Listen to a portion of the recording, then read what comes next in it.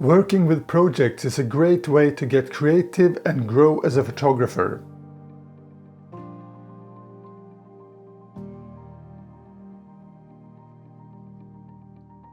Welcome! My name is Jan Malmgren. I'm a Swedish photographer, ecologist and writer. And this episode is a bit different from the few that I have made so far. I will take you on a journey through the background and my own backstory for making a project. The project is called the Swedish Midwest, and I will tell you more about it later on in this episode. So come along.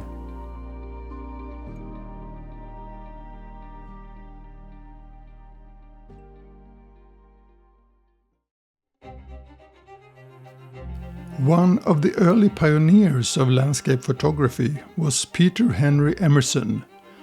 In his book Naturalistic Photography for Students of the Art, he introduced his theory of differential focusing, where the prime subject was in focus and everything else fell off into softness. He also advocated compositional simplicity. The resulting photographs were often low contrast and dreamy.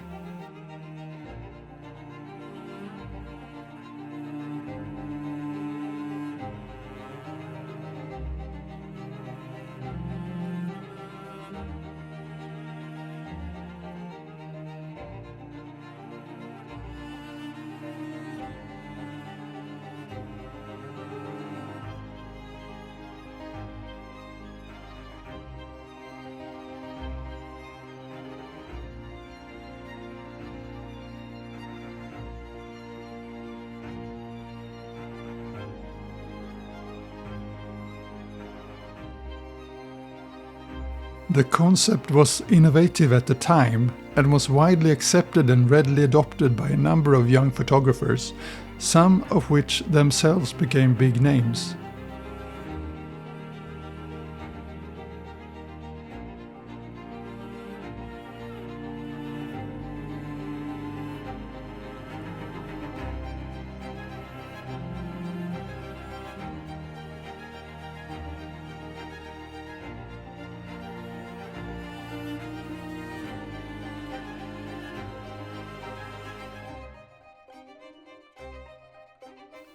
As cameras became more advanced, however, Emerson's principles were challenged.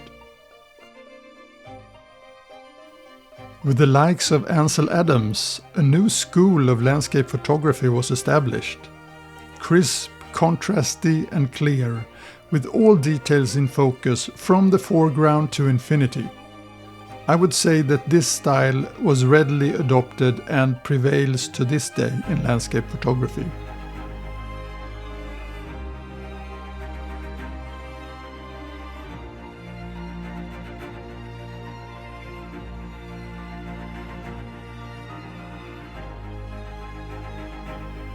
One photographer that I really admire is Sally Mann. In her book Deep South, the style is very much like Emerson's and simply mesmerizing.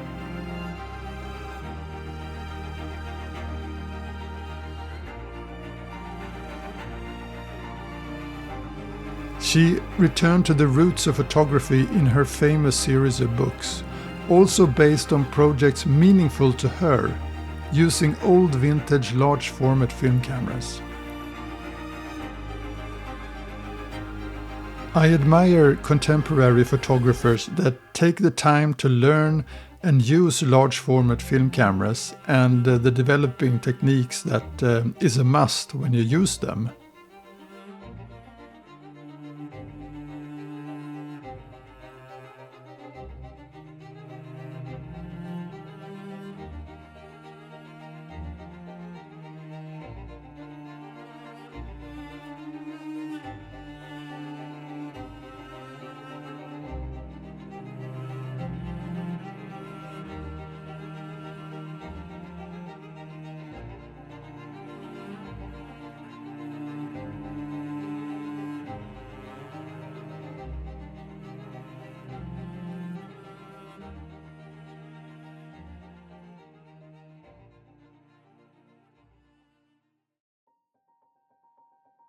This project began on a personal note.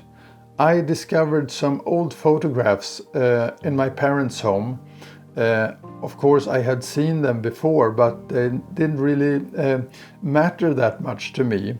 But as I have grown older, my interest in my family story, of course, has increased over time.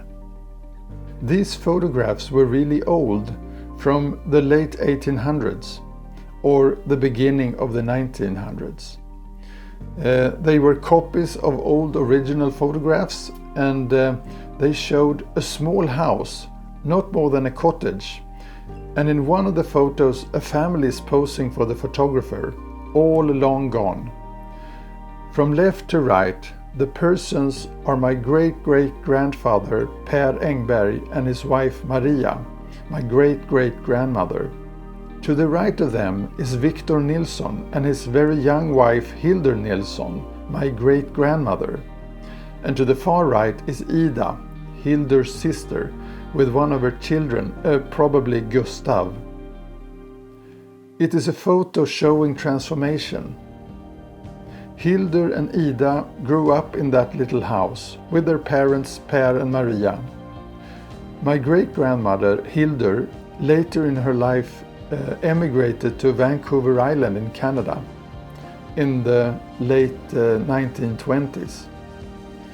One of the daughters that she left here in Sweden later became my grandmother. I became intrigued by these photographs, and together with my family we traced back the cabin or the cottage, the very small house, where Per and Maria lived and where Hildur grew up. The house is still around, but it has been abandoned for decades and is in a really poor shape. It has not been in the possession of our family, probably since the late 1950s. That was when Ida and Hildur together sold the house when their parents had died. The house is a sad sight to see. It is also so small. It is hard to imagine people actually living there, and also a whole family living in that little house. I'm a tall guy, so for me I had to bend to get into the doorways and walk into the few rooms that were actually in there. But the folks were a lot smaller 100 years ago, even here in Sweden.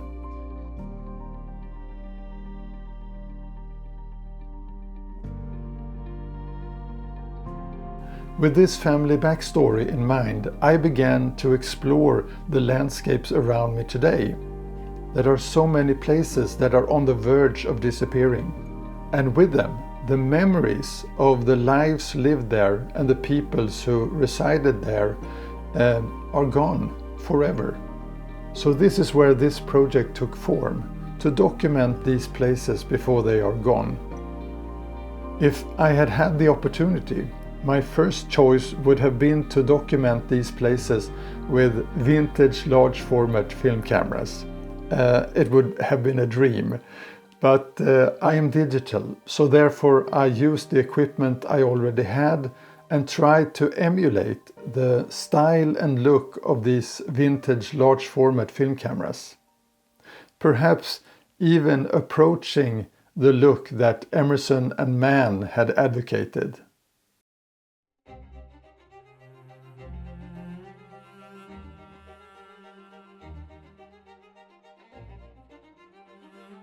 So with this project I have tried to return to the roots of photography, to a point where sharpness, contrast and saturation is not what is most important for me. What matters has been to portray a feeling.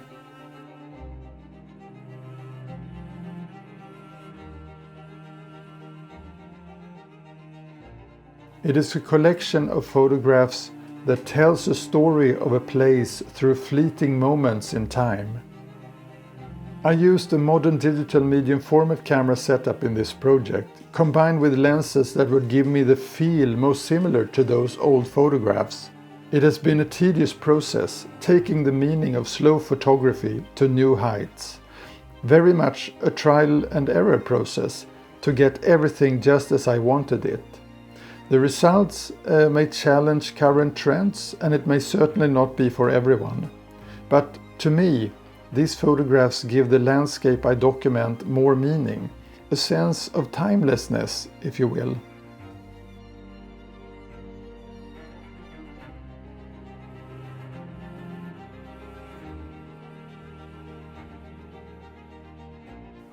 The place is the Swedish Midwest, between the Great Lakes Vänern and Vättern. It is a place where history is omnipresent, but it is also a place of transformation. Small-scale rural farmlands are replaced by modern, more industrialized, extensive agricultural units, leaving remnants or relics of the past left to be discovered.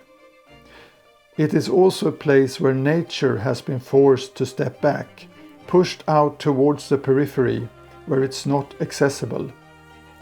And scattered here and there are islands of valuable nature or relics of the striving of people living here before us.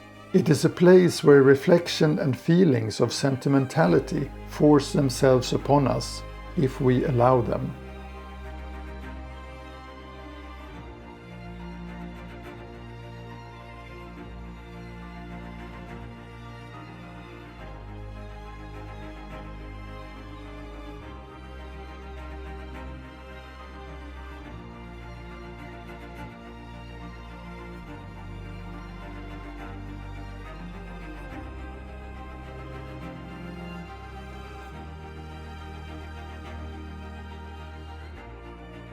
As I was making this episode, I happened to pass the place where one of the relics in my project stood.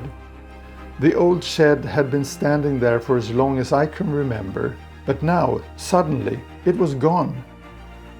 The farmer had finally decided to tear it down and use the plot for farming instead. It was inevitable, of course, but also a reminder of how important documentary photography is. The shed now only lives on in these photographs and in the memory of people that have seen it when they have passed the place. Okay, that's all for this episode. I hope you liked it. It was a bit of a detour, but it was something that I wanted to really share with you.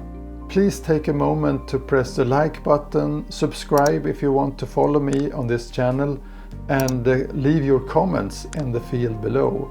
I really appreciate it, and it helps establish this channel. So that's all, folks. See you.